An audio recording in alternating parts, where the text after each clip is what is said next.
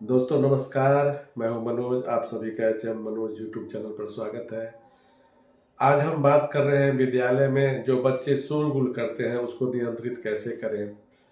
प्रायः वर्ग कक्ष में देखा जाता है कि शिक्षक बैठे रहते हैं या पढ़ाने का प्रयास करते हैं, लेकिन बच्चे इतने शोरगुल करते हैं कि शिक्षक को पढ़ाना मुश्किल हो जाता है। तो उसके लिए हम कुछ उपाय करेंगे।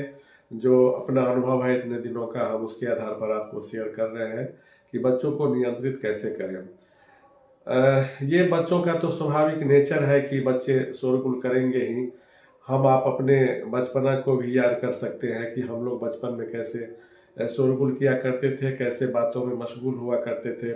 शिक्षक एक तरफ पढ़ाने के लिए हमें प्रेरित करते थे, लेकिन हम पीछे बैठ के छुप के और हम अपने दोस्तों से अपना ग्रुप बना करके बात किया करते थे। तो ये स्वाभाविक सा लक्षण है, बच्चों में ऐसा होता है। इतना ही नहीं, हम लोग शिक्षक होने के बाद भी अगर कहीं प्रशिक्षण में जाते हैं और जब तक हमारे प्रशिक्षक हमारे बीच नहीं होते हैं तब तक हम लोग आपस में बातें किया करते हैं। इतना ही नहीं, जब उनकी प्रवेश हो जाती है उसके बाद भी हम लोग बात करने में मशगूल हो जाते हैं। तो प्रशिक्षक कहते हैं कि क्या आप लोग बच्चे से भी बदतर हो गए हैं, आप लोग इतने बात कर रहे हैं, इतना हल्ला कर रहे हैं। तो हमें उस समय फील होता है कि नहीं, शायद बच्चे भी हमारे साथ ऐसा करते हैं। तो एक दो चार जो अनुभव है, तरीका है, हम आपको जो है सो बताने जा रहे हैं। कि जैसे कि घंटी के दरमियान एक घंटी समाप्त हुआ और दूसरा घंटी शुरू होने वाला है, तो वो जो शिक्षक वर्ग कक्ष से निकल के जाते हैं और फिर जब तक दूसरे शिक्षक वर्ग कक्ष में आते हैं, इस बीच में काफ़ी बच्चे शोरगुल करना शुरू कर देते हैं।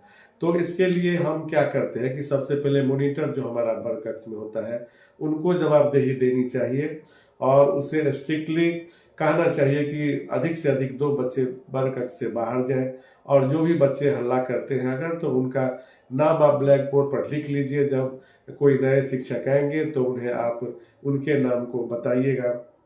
तो एक बच्चा में डर सा होता है और वो बच्चा बिल्कुल शांत हो जाता है। तो यह पहला आप ऐसा कर सकते हैं। अगर पढ़ाने के दरमियान कोई बच्चा आपस में बातचीत करता है पीछे बैठ करके, तो आप उन्हीं बच्चों से खड़ा होकर के पूछिए कि हमने क्या पढ़ाया, तुम खड़ा होकर के बताओ।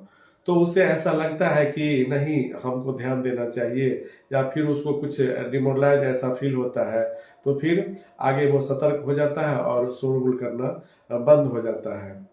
फिर आप जैसे कि कोई अंतिम घंटी है और हम जा रहे हैं पढ़ाने के लिए, बच्चे अब थक सा गए हैं, तो उस पीरियड में भी बच्चा देखिए कि आपको अधिकतर शोरगुल करते नजर आएंगे। तो उसके लिए हमें क्या करना चाहिए, क्योंकि बच्चों का स्टेमिना अंतिम घंटी जाते जाते उसका एकदम कम हो जाता है और पढ़ाई की तरफ उसका विकर्षण होने लगता है। तो हमें क्या करना चाहिए कि जो भी कहानी या कविता हो उसको फनी गेम के माध्यम से हमें उसको रखना चाहिए, या कोई ऐसा फनी गेम करा देना चाहिए ताकि बच्चे रिफ्रेश हो जाए और फिर वह कल दूसरे दिन तरोताजा होकर के विद्यालय में आवे और हमारी बात को सुने। जब हम क्लासरूम में इंटर करते हैं और बच्चे शोरगुल करते रहें, तो हम एक और नया सा तरीका अपना सकते हैं।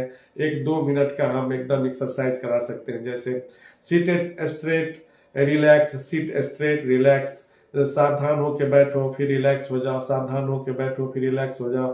तो इससे क्या होता है कि बच्चों का ध्यान जो है वो शिक्षक की तरफ आकर्षित हो जाता है और बच्चे आपस में बात करना बंद कर लेते हैं।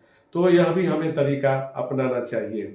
अगर आप दूसरी बात है कि अगर आप बहुत अच्छे पढ़ाएंगे, काफी अच्छे पढ़ाएंगे, तो स्वाभाविक है कि बच्चे आपकी बात को सुनेंगे।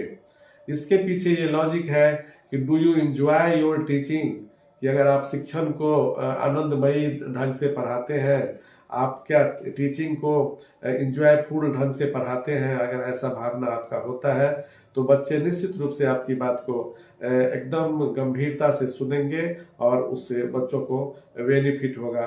तो हमको ये इस पर भी ध्यान देना चाहिए कि हमारा जो पढ़ाने का तरीका है वह बिल्कुल इनोवेटिव होना चाहिए, बिल्कुल ही आकर्षक होना चाहिए। तो बच्चे क्लासरूम में बिल्कुल शांत रहेंगे। अगर आप बहुत अच्छे पढ़ाएंगे तो निश्चित रूप से बच्चे आपकी बात को सुनेंगे। और फिर अगला हम आपको पॉइंट बताते हैं कि जब आप कविता या कहानी कोई भी चीज पढ़ाते हैं तो उस पर बिल्कुल एक्शन के साथ आप बच्चों के साथ इंटरेक्ट होइए। अगर आप एक्शन के साथ बच्चों को बताते हैं तो उससे क्या होता है, बच्चा आपकी तरफ आकर्षित होता है।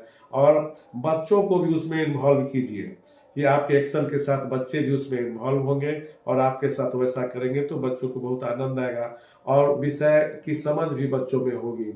तो इन सब बातों को आप ध्यान रख करके आप कुछ जो है सो अपने क्लासरूम को आप एकदम खुशनुमा बना सकते हैं, बच्चों को अपनी तरफ आकर्षित कर सकते हैं, जिससे आपको क्या होगा, अपना काम करने में सहूलियत हो। और अगर आपके तरफ से कोई सुझाव आ रहा है तो आप कमेंट में जरूर डालेंगे कि अगर जो नॉइजी क्लास है, जो शोरगुल करने वाला कक्ष है, उसको और हम संतुलित करने के लिए, उसको बैलेंस करने के लिए, उसको शांत करने के लिए, उस बड़ कक्ष को हम खुशनुमा बनाने के लिए क्या हम और तरीका अपना सकते हैं, आप इस वीडियो के कमेंट में जरूर लिखेंगे।